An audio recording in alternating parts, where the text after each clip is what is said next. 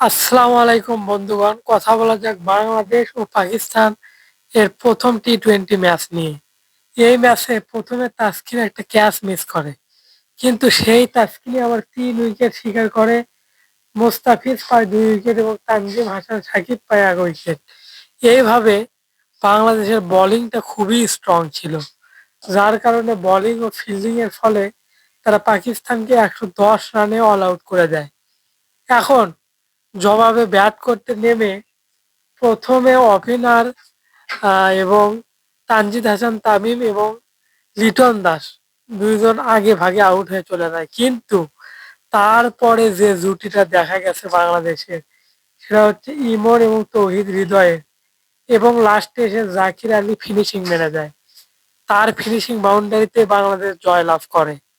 তো ম্যাচটা দেখতে কিন্তু অত্যন্ত মজাদার ছিল, এবং এইরকম করে যদি বাংলাদেশ খেলে, তাহলে আমার মনে হয় ভবিষ্যতে বাংলাদেশ বিশ্বকাপ নিতে পারবে, টি-20 ওয়ার্ল্ড কাপ, যদি এইরকমই তারা ব্যাটে বলে পারফর্ম করতে থাকে।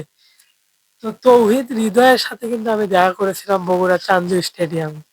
তো তার খেলা যখন দেখতেছি আন্তর্জাতিক লেভেলে, তখন মনে হচ্ছে মনটা শান্তি হয়ে যাচ্ছে। তো আজকের ভিডিওটা এই পর্যন্ত থাকলো। দেখা যাক পরবর্তীতে বাংলাদেশ পাকিস্তান সিরিজে কারা জয়লাভ করে।